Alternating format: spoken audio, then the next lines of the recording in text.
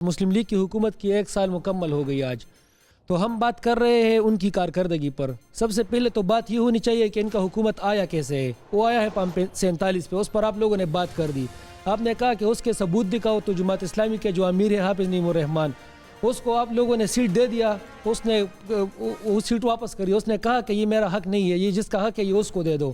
راولپنڈی کا جو کمشنر تھا اس نے بھی یہ بات ایکسیپٹ کر لیا کہ یہ غلطی ہو گئی ہے اور یہ جس کا حق تھا یہ اس کو نہیں دیا گیا۔ اور بعد میں اس نے جو کہا وہ بھی سوال میں شامل بعد میں تو سر کو پتہ ہے کہ سافٹ ویئر اپڈیٹ ہو جاتا ہے اور وہ سارے پہ یو ٹرن لے لیتے ہیں۔ جو وہ کہتا ہے وہ ٹھیک نہیں، جو آپ کو اچھا لگتا ہے وہ ٹھیک کہہ رہے ہیں۔ ضمیر کی آواز پر پھر اس کے بعد سر ہم اگر دیکھیں تو اسٹیٹ کے 4 پلرز ہوتے ہیں، ان میں سے 2 تو آلریڈی آپ لوگ گرا چکے ہو۔ تو سر آپ لوگ کس کارکردگی کے بیس پر ہم آپ کو ابھی سپورٹ کر رہے ہیں؟ آپ نے کہا جی کارکردگی کے حوالے سے میں نے بڑا مفصل پہلے بھی آپ کو بتایا، صرف پنجاب کا کمپیریزن کے پی سے کرتے ہیں، ٹھیک ہے جی۔ کے پی یہ بیٹھے ہوئے ہیں، شوکت بھائی بھی، سب سے زیادہ قرضے کا آپ نے کہہ دیا، میں بھی وہی فگر دینے والا تھا جو آپ نے اپنے سوال میں کہہ دیا۔